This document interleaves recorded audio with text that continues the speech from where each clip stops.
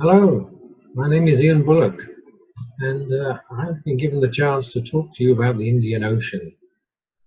And this is one of the favorite destinations of the noble Caledonia ships. It's an interesting area, the third largest of the oceans, but even Jacques Cousteau, called it the most forlorn ocean because it was so little known. But I'm glad to say now we know it better. And in this particular patch I'm showing you here on the west side of the Indian Ocean, tucked up against the African coast, is one of the most interesting parts. Packed in around here are some fascinating islands, all different, and we can get to all of them just by starting off from this destination here in Dar es Salaam. You'll also see just up from Dar es Salaam there is Zanzibar, and this was a launching off post for the English explorers trying to find the source of the Nile. So, home of spice trading and exotic places, dhows. So the whole of that area, Dar is a wonderful place to start a journey. From Dar, what we tend to do is to go off first to the Seychelles, which are 1,000 miles out in the Indian Ocean here, this group of islands. And an intriguing group as well. They were completely uninhabited until they were first discovered by the Arab explorers. And this is one of the first places we go to. And it's a mixture of very interesting islands because the largest part of the group where most people live are the granitic islands.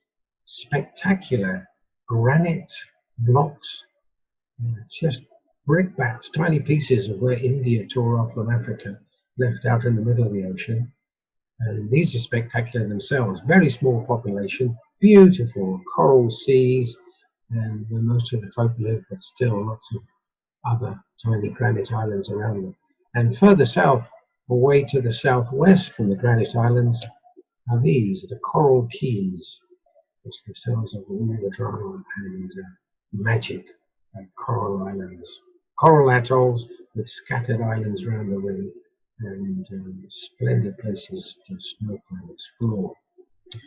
Well, these are some of the granite islands, and I know this island well because for part of my career I looked after this island for 2 years.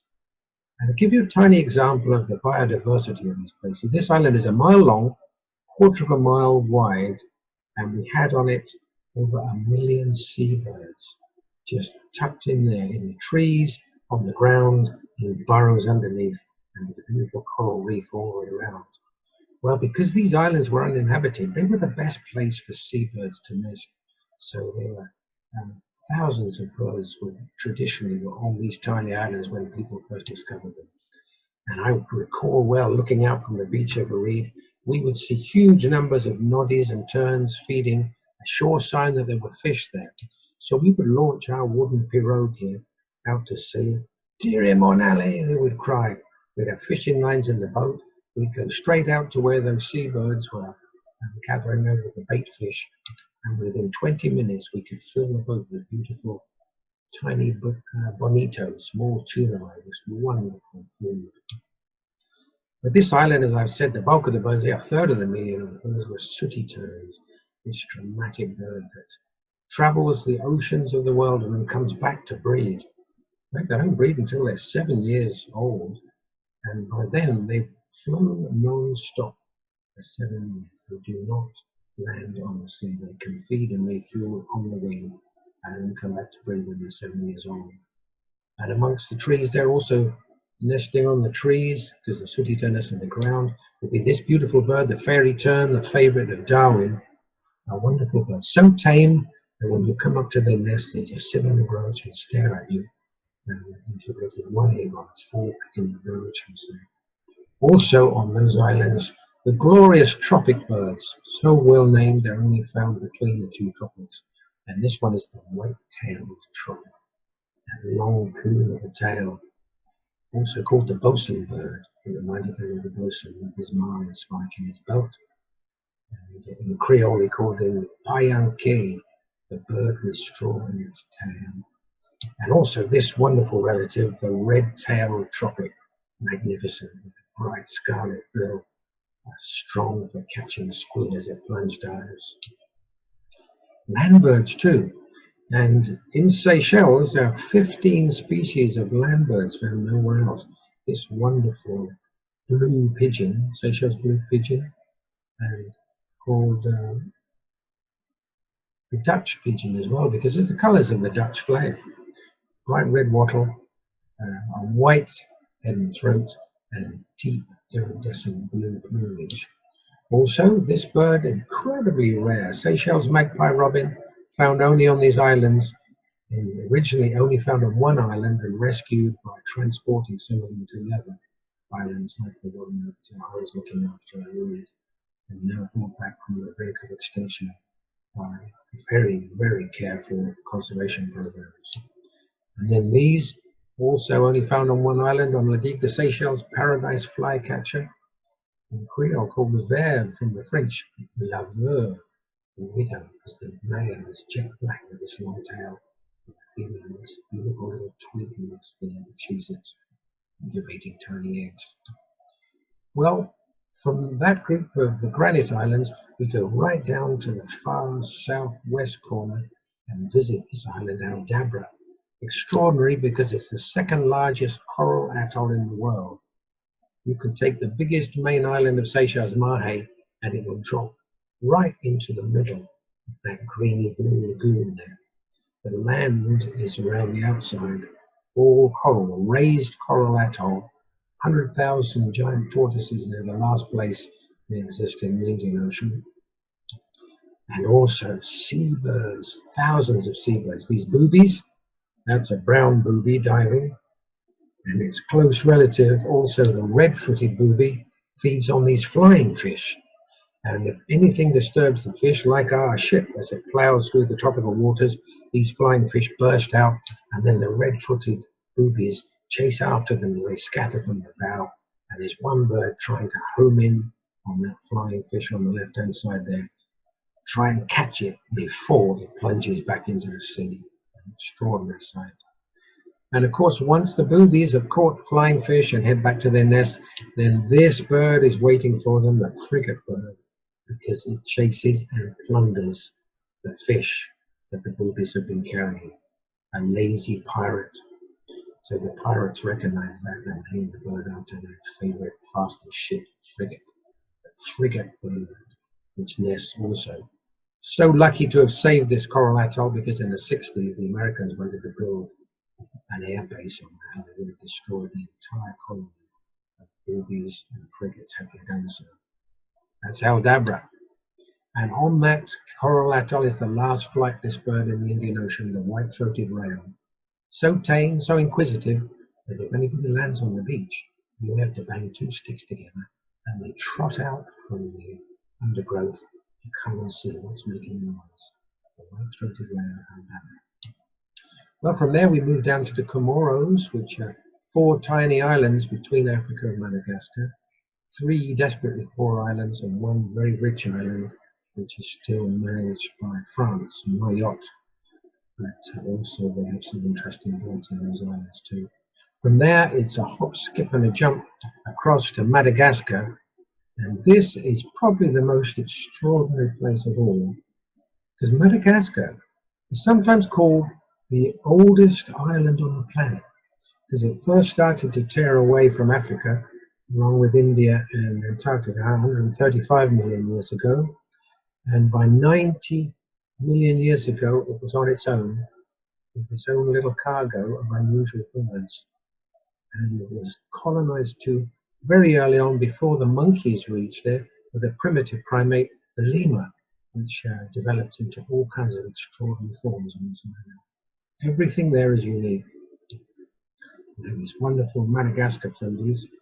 So there's a whole string of birds. Out of 300 birds recorded on Madagascar, 110 are found nowhere else, what we call endemic, like this Madagascar toady. And look at this group, the vangas. They are all one family.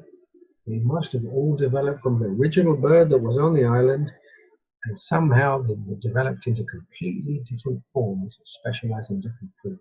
Look at that whacking bill on the helmet vanga up in the top left. And then you've got the sickle billed.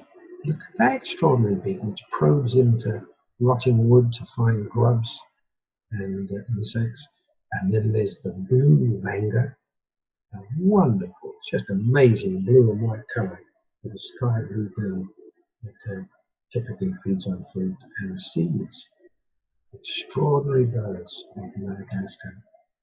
Well, the last place we get to after we visited the rainforest on the east coast there is we would probably strike out and visit Réunion and Mauritius.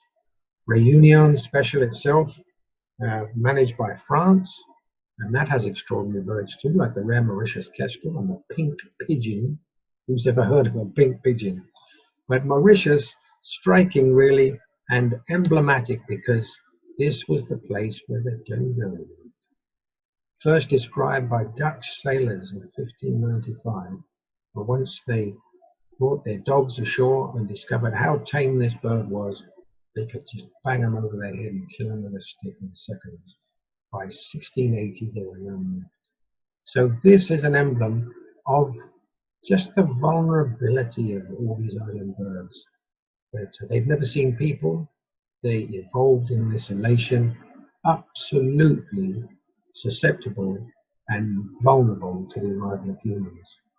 So that bird is dead as a dodo, we say, and this picture here is a reconstruction of the bird by a Scottish taxidermist based on the skulls and remnant pieces of plumage, and that is pretty much what we think the dodo looked like.